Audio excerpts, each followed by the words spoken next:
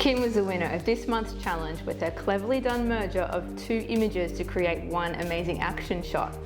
As the winner of the challenge, Kim submitted this image for me to edit. I just love this shot of these 2 super cute French Bulldogs, but what do we do about the leash and the collar? In this video, I'll show you not 1, not 2, but 3 different techniques for dealing with collars that have been pulled out to the side by a leash. This one's pretty pet photography specific, so dog photographers buckle up and enjoy the editing journey from start to finish, or fast track using the chapter links below. And as always, if you like the video, please subscribe to this channel for more pet photography, shooting and editing tips and tricks.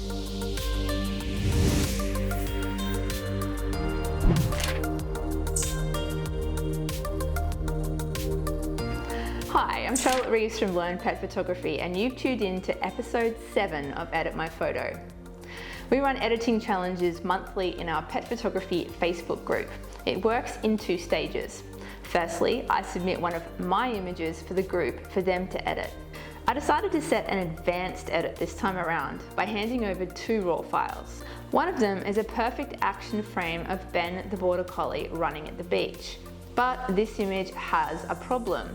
There's a big area of blown out white sky taking up the entire top left of the photo. The second raw file isn't a great shot of Ben, but it does have a large area of background that can be used to fill in the blown out area from the first shot. Out of all of the submissions, I chose Kim's edit because the white balance and general color treatment in Kim's image is just perfect. The background replacement is also really well done with precise masking and seamless blending. In the second stage of the challenge, the winner of the challenge gets to submit an image for me to edit, and Kim submitted this shot right here. I love this shot of 2 super cute French Bulldogs on a chair. Their expression is great and it's sharp and well focused. The problem is that leash and collar. The leash removal is only half the problem. Once it's gone, there's no visual rationale for the collar to be pulled out to the side like that. So fixing the collar is really the main issue that needs to be addressed in this edit. Make sure you watch all the way to the end so you can see the final result. And as always, I welcome your questions and feedback in the comments. Okay, here we are in Lightroom. Now, since this tutorial is mainly going to concentrate on how to remove the leash and do something about the collar that's pulled off to the side, I'm not going to spend a lot of time in Lightroom. I'm just going to be doing basic adjustments here. So let's just run through these tonal adjustments first. You can see, first of all, actually looking at the histogram, there's a really wide range of tones in this image, ranging all the way from the very dark shadows and blacks, which you can see mostly in the dogs themselves, all the way up to the right hand end of the histogram where you can see a lot of highlight tones, and that's mostly in the background. So this image has actually been exposed really well to preserve both those very dark and very light tones, which is great because that means that we can shuffle these around a little bit on the histogram and get the image looking like it has a bit more of a HDR sort of type look rather than being this overly contrasty kind of look. So I'm going to just do similar pattern, what I normally do, take the shadows right up in this one because we really want to get a lot of detail back into the dog's fur. I'm going to take the whites up a little bit to increase contrast. That's then offset by the highlights. Take the blacks down a little.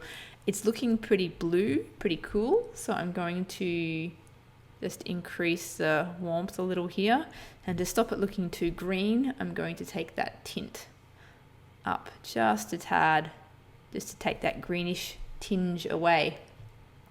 I will also take clarity up, vibrance up.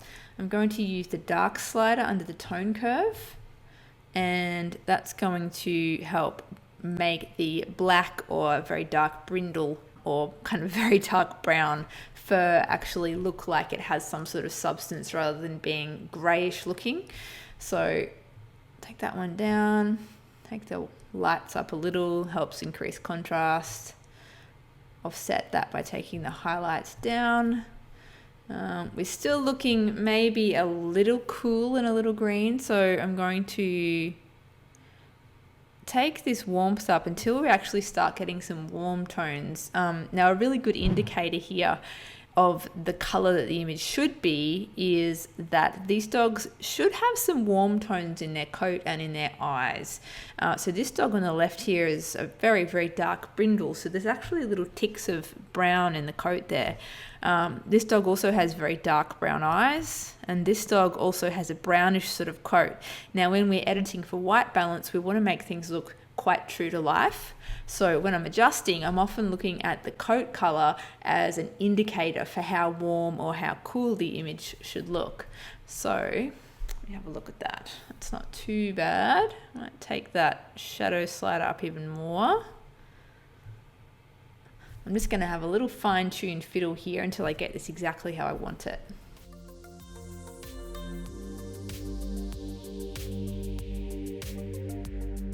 Okay, I think this is looking pretty good. Let's just do a really quick before and after. I'm just going to hit backslash on the keyboard to have a look at the before image. And this is the after. So as you can see, we've really brightened the image up. We've added contrast. We've fixed the white balance. We've got a lot more detail in the dog's coat. I think that's looking quite good. There's a couple of little things I'm going to do just quickly with the adjustment brush here before we take this into Photoshop. In the original, you'll see that the nether regions of the dog, especially the dog on the left, are pretty hidden because it's all quite dark. As soon as you brighten that image up and get detail back, you also get detail back in this area here. So what I'm going to do is just darken that off a little so it's not quite so eye-catching, because often dogs on their bellies, they don't have a lot of fur, and if they've got very bright skin with no fur, it can look quite bright and it can actually drag your eye to that area. That's a very specific dog photography related thing there. So I'm just going to darken this off a little. I'm just using the adjustment brush here. Turn on the overlay on so you can see the sort of area I'm going in. And I'm just going to take the exposure down a little bit.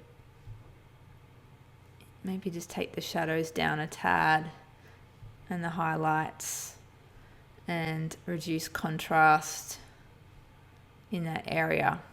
So that's the before the adjustment. See how bright and eye-catching is? And then that's after. Okay, I think that's a lot better. So in terms of the overall image, I'm actually reasonably happy with this right now. So I'm going to take this into Photoshop and we'll have a look at the leash and the collar and see what we can do about that. Okay, here we are. Welcome to Photoshop. Now, as you can see in this, the leash is actually pulling the collar off to the side a little. So even if we did just remove the leash, we would still be left with that collar pulled out from the side of the dog's neck. Now, that's not going to look realistic if we just remove that. So we have a couple of options, and I'm going to take you through both of them so you can add them both to your toolkit for the future. So the first thing I'm going to do here, and it needs to be done for both techniques, is to actually remove this leash. So I'm going to do a content aware fill here, but I want to make a really good selection to start with. So I'm going to actually switch to the polygonal lasso tool. I always mess that up, polygonal. And that basically creates a straight edged selection. So to use that, you switch to that tool, you click once to start it, and then every time you want to create a point at the end of a straight edge, you click again. So I would be going click, click. You can't, not actually hearing any clicking here because I'm using my pen, my Wacom. But I'm going click, click, click around the corner here. So I'm making a little corner. Now, if you get to the edge here, you can just press spacebar and then click and drag. While you're still doing this, that will allow you to scroll around the canvas and still keep the tool. So I've just moved that along a little bit. Now, I'm going to keep this bit here. And now I'm just going around and following the edge of the leash as closely as I possibly can. Okay, so I'm pressing spacebar, click and drag to move that along while not losing my selection.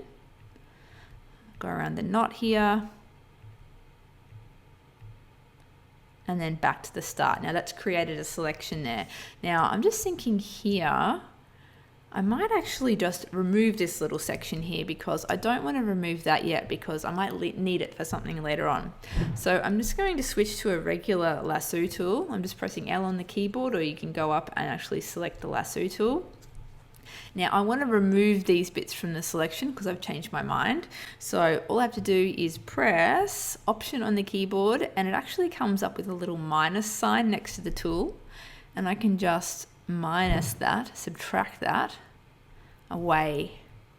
I'm actually going to leave that little bit, and I can actually make this a bit more detailed in here too. So I'm actually going to go in there and take a little chunk out of that. We can also take a little chunk out of the center here.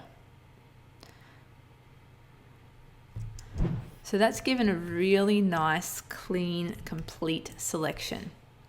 So to fill that, content aware, if you're on the background layer and it's locked, you can just press delete on your keyboard and it'll bring up the fill dialog box.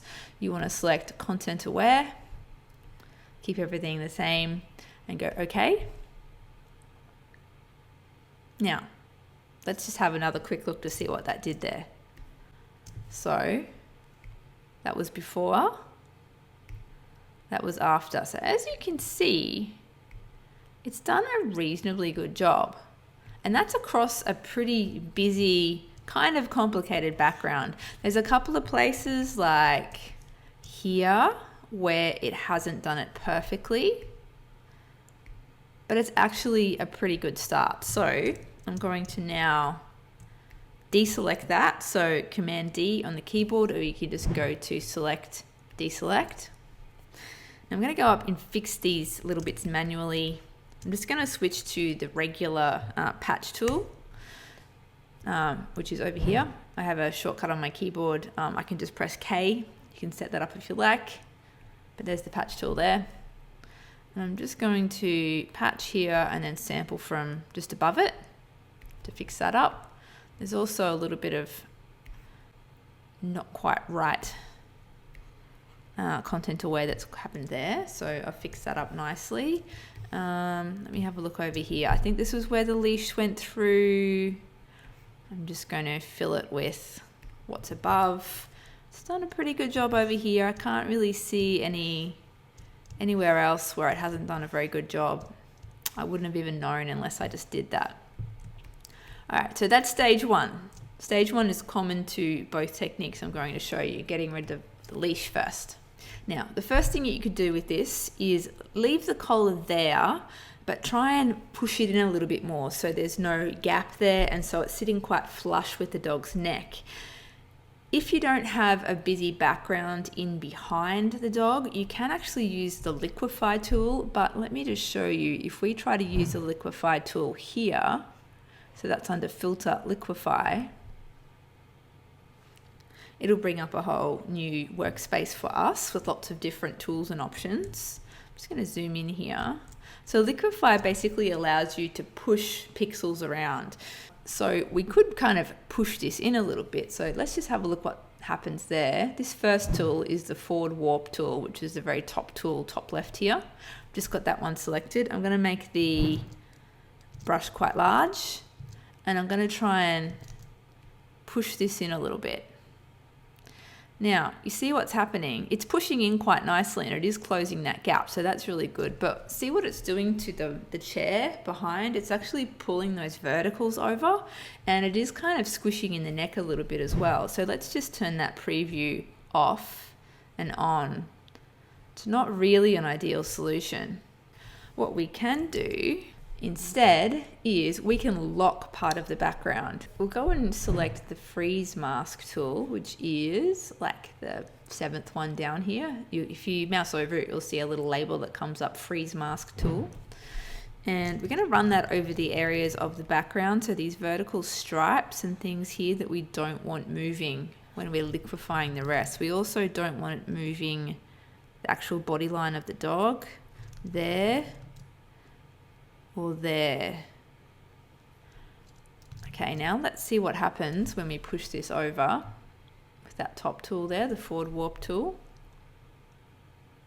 Now, it's keeping the vertical mostly, but unfortunately the little buckle is kind of sitting directly over a vertical, and you can't move the buckle without moving that vertical in behind it.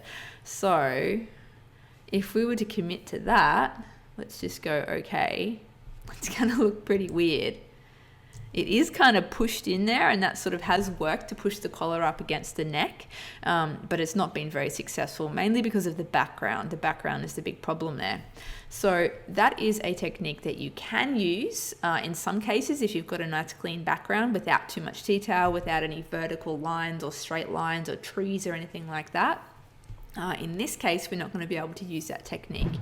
So let's go back in the history there. We want to undo that. So what we can do instead, if we want to keep the collar on the dog, is to actually copy this collar section that has the buckle and the little clasp and reposition that on the dog's neck. So bear with me here. What we're going to do is we're going to select pretty much this whole area here. So I'm just using the lasso tool to select this, and I'm fairly generous in what I'm selecting here. I'm going to change to the move tool. I'm going to copy that selection, and then I'm going to paste, Command V, and that's then pasted that selection into a new layer. Now you could just duplicate the background layer, but then you've got to kind of zoom out so you're manipulating the whole layer when you're moving things around, whereas if you just select a little bit first, it's a lot easier to move around. So with that extra layer created there, I'm going to just set the opacity of that to 50% so that I can kind of see through it. It becomes a little bit transparent. So you can press 5 on the keyboard, or you can go up to the opacity slider here on the layer and just set it to 50%. Now, it doesn't look like it's done anything because it's perfectly aligned with the layer underneath. But as soon as we move that around, we can see that little extra layer there that we've created. Now, what I'm thinking with this buckle is if we kind of angle it up a little bit and sort of have it meeting the collar where it comes out from behind the neck and where it's coming across the front of the neck. So I'm going to press Command T, which is transform. You can also go to Edit, Transform. So it gives me handles here, and I can rotate and resize. We pretty much just want to rotate here though. Now, I would like this buckle to sit flat against the side of the dog's neck, and I want it to meet up at the top here. I want it to meet up with where it's actually naturally coming out, about there, and I want it to sort of meet up at the bottom here as well. So I think that's going to work okay. I'm going to press enter to commit that. Take that layer opacity back to 100. With this layer underneath, I've just turned that top layer off. With this layer underneath, I now want to actually get rid of this bit of collar so that when we blend that extra layer over the top, we're not going to see any bits of collar underneath. So I'm going to just use the patch tool again here. I'll see how it goes with a content aware first. I don't want to go all the way up because I'm actually going to be using part of that collar at the top there. It hasn't done too bad of a job actually.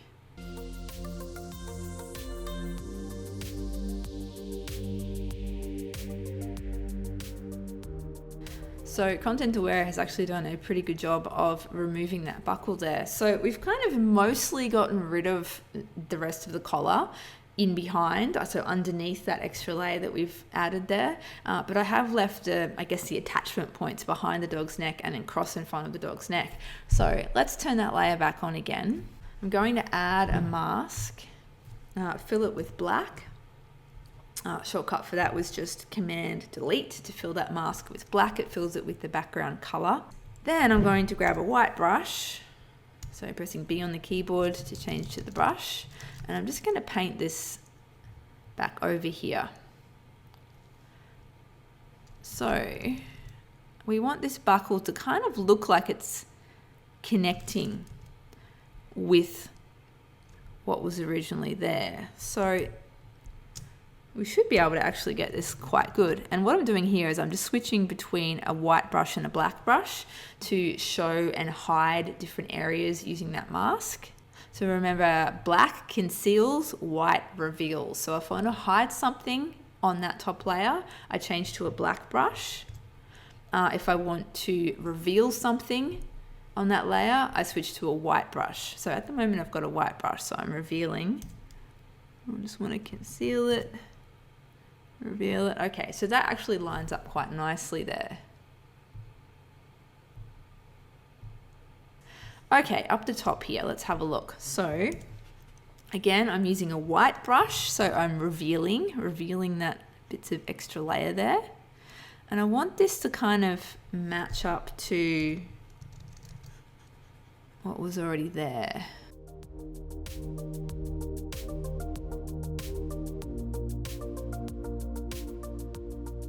Okay, so if I turn this layer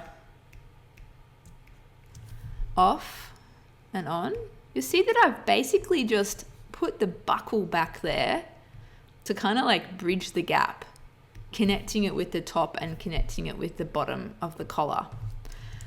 So it does need a little bit of extra fine tuning. So at the moment, I haven't done any like content aware or anything to try and make this work. This is purely in putting that layer there and hiding and revealing parts of that layer to match up with what's underneath.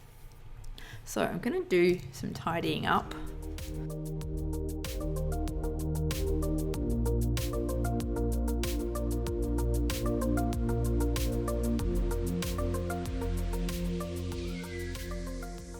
Okay, that's at a stage now where I'm going to flatten that. So you can either go layer, flatten right down the bottom here. I have a shortcut set up, Shift Command F to flatten that. So that's now committed that. Now I need to go in and do a little bit of tidying up and blending where things haven't been absolutely perfect. So let me just go and do that now. I'm just going to be using a combination of clone stamp and maybe some patching and content aware.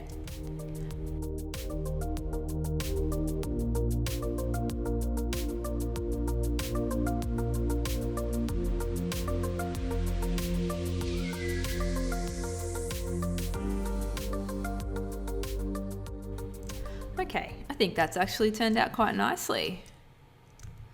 So that buckle is now sitting quite flat against the dog's neck. Doesn't look like the collar has been pulled out too much to the side. It is a little bit tight underneath the neck and also on this side, but I don't think it's super obvious that it was previously sort of pulled out to the side like that. So let's have a look at before when we brought that in, and then after. Before, let's zoom in and have a look. So before and after. There we go. So that's one way to deal with it. Another way to deal with it is to remove the collar entirely. So you can do that by mostly content aware fill and some patch tool and some clone stamp tool. So I'm just going to go back in the history to a point where we just removed a leash. Let me just find that. So I've just created a new document here from the point in the history just after we removed the leash, because that needed to be done for both techniques to work. So in this case, we're basically just going to be completely removing the collar. So the best way to do this is to generally do it in stages. I do like doing things all at once with content aware sometimes, but when it's a little bit complicated like this, it does tend to work better if you do it in certain stages. So to start with, I'm just selecting this area. So just basically the part of the collar that you can see in front of the fur. So I've selected all that just using any selection tool you can use, whether you actually switch to the patch tool or just use the lasso tool. And then just press delete, content aware fill. So let's have a look here. That's done a pretty good job. It is a little bit messy across the front here, but it is kind of a messy area. I'm not sure we're going to be able to get it really good here. So I'm just going to go with what it's done here, and we can kind of fix that up as best we can. Now the next section I'm going to do will be the area that's against the background. So I'm going to come in to over where the dog is as well, because I want to get rid of all the red at once, because it's going to want to keep some red there. I can just tell it's itching to keep that red color there. So let's try that. That's not too bad. All right, let's see if we can fix this up a bit better. So I'm just using the patch tool here. The patch tool is actually reasonably good for creating edges of fur. It's certainly improved a lot in the last few versions of Photoshop. It used to be terrible, but it's actually quite good now. There we go. That's really good.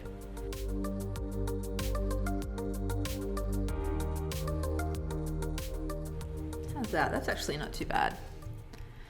So now I'm going to grab the clone stamp tool and go in here and just try and fix up these areas. I'm going to take the opacity of the clone stamp tool up to like 50%, because that will allow me to blend it nicely. And I'm basically just blending from above where the collar was and then kind of blending from underneath.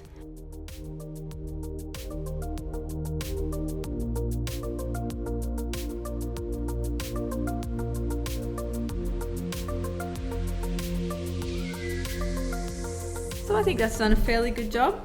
I probably wouldn't have guessed there was a collar there unless I was really looking for it, and it's definitely an improvement over the collar being pulled off to the side like that. Now this image is pretty much finished. There's probably a few things that I would do to just tidy it up a little bit further. So fix up the paint on the chairs and give it a final crop. But other than that, I think that's fairly well demonstrated the two different techniques that I would use to deal with something like that. Actually, there was 3 techniques in there, because the first one I showed you using the liquify tool didn't work very well for this particular image, but it's definitely something to keep in mind if you do have an image with a much cleaner background where you don't have vertical lines that are going to get all skewed around. So there you go, 3 techniques you can use to deal with fixing up a collar that's been pulled off to the side. So hopefully that's helpful. You can add those ones to your toolbox, and I'll catch you next month. See ya!